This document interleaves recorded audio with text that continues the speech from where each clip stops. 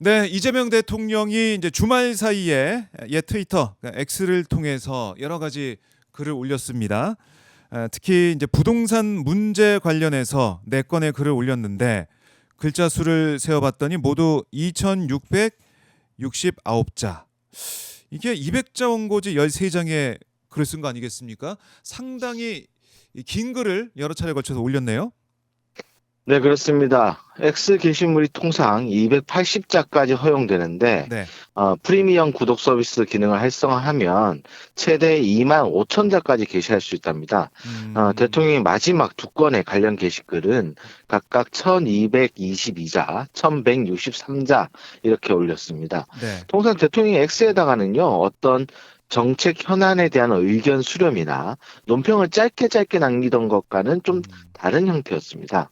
그러게요. 이 긴 글을 이제 보면서 많은 우리 국민들 또 시청자분들이 부동산 문제에 있어서 이재명 대통령이 정말 진심이구나, 이걸 꼭 풀어내고 싶구나, 이런 생각을 많이 했을 것 같은데 정말 이유가 있는 장문 메시지라고 볼 수가 있겠네요. 그렇죠. 대통령이 직접 밝히기를 유치원생처럼 말을 제대로 못 알아듣는 분들이 있다라고 음, 꼬집었습니다. 네. 이게 경기지사 때 계곡 불법 시설 정비나 최근 주가 5천 달성처럼 어려운 과제들 달성한 것처럼 음, 역대 모두 정권들이 쉽지 않았던 부동산 문제 이재명 정부는 반드시 해결하겠다라는 의지를 표현했는데 네. 국민의힘이 망언이다, 뭐 대단한 묘수라도 찾았냐, 뭐 이런 식으로 비꼬았거든요. 그래서 음, 대통령이 덕분에 천자가 넘는 글로 이재명 정부는 절대 물러서지 않겠다, 네. 뭐 이런 뜻을 밝힌 겁니다. 특히 이제 정부의 다주택자 음, 양도소득세 중과유예 조치 종료를 비롯해서 다주택자 규제에 부작용이 있다라는 한 언론사 기사는 공유하면서 네. 언론을 좀 강하게 비판하기도 했습니다. 음, 그래요. 이제 국민의힘의 비판에 대해서 이재명 대통령이 또 하나하나 반박하고 있는 그런 모습인데 국민의힘은 이 주택 소유자들을 겨냥한 협박적 표현이다. 그러니까 이 양도세 중과 이걸 유예했던 것을 이제 정상화시키는 것에 대해 이재명 대통령이 계속 강조하고 있는데 이걸 협박적 표현이다, 협박하고 있다, 이런 국민의힘 이런 주장. 국민의힘 입장에서는 글쎄요, 이게 여론의 어떤 지지를 받는 그런 입장이어야 국민의힘 입장에서도 좀 도움이 될 터인데 이렇게 다주택자를 어떻게 보면 편드는 듯한 그런 느낌도 좀 들고 어떻습니까? 네, 국민의힘의 어떤 지지적 기반을 생각하면 나올 수 있는 메시지라 생각하지만 음, 대통령이 집값을 확실히 잡겠다, 뭐 네, 비거주용 다주택자를 앞으로 이제 손해 볼 것이다, 음, 이렇게 역대급으로 직설적인 메시지를 꾸준하게 내주는 게 어떻게 보면은 정부의 부동산 정책의 어떤 분명한 방향성을 예, 확실하게 보여주는 거 아니겠습니까? 어허, 대통령이 특히 이렇게 직접 나서는 거는 어떤 부동산 정책에 대한 어떤 부담, 정치 부담을 끌어안으면서 전면으로 굉장히 용기 음, 있게 나간 거거든요. 네, 그리고 이제 투자자 시각에서 보면요, 대통령이 계속 이제 부동산을 투기 수단으로 보는 분들에게 음, 정부 정책 방향에 대한 애고를 해주잖아요. 손해 보지 그렇네요. 말라고. 예, 예, 그러니까 원래 애고됐던 중과유예 종료 외에도 음, 당장 이제 부동산 세제를 여론 수렴이나 공적 논의도 없이 갑작스럽게 개편하자는 게 아니라 네, 지금 계속 시그널을 보내주고 있는 겁니다. 손해 보지 음, 마시라고. 음, 이런 부분들을 좀 봐야 될 것 같습니다. 그래요. 이 국민들이 판단할 문제다는 생각이 들고 그다음에 이제 119 대책, 공공 유휴 부지를 중심으로 주택을 공급하겠다는 이번 대책에 대해서도 국민의힘은 이거 이렇게 하면 안 되고 민간 주도의 재개발 재건축 이 공급을 활성화해야 된다, 이런 주장을 펼치더라고요. 어떻습니까? 제가 개인적으로는 이 네. 부동산 공급책 관련해서 제일 비겁한 주장이 민간 주도의 공급인 것 같습니다. 어. 지금 서울 내 빌라 다세대 주택 다 부수고 아파트 네. 지으면 이 정부 임기 내 가능하겠습니까? 음. 그리고 그 빌라 다세대에 살고 있는 사람들은 철거 후에는 어디로 가야 되나요? 뭐 그 아파트에 다 음. 들어갈 수 있습니까? 뭐 세대 수가 더 늘어나는 거는 확실하지도 않습니다. 네. 저희가 MB 때부터 유타운 정책을 해서 서울 내에 많이 부수고 많이 지었지 않습니까? 그렇죠. 근데 어 보시면 서울 인구수가 네. 2015년 1,002만 명에서 음. 2025년 929만 명으로 줄었습니다. 약 73만 명이 지금 살 집이 없어서 경기도 등으로 갔다는 얘기거든요.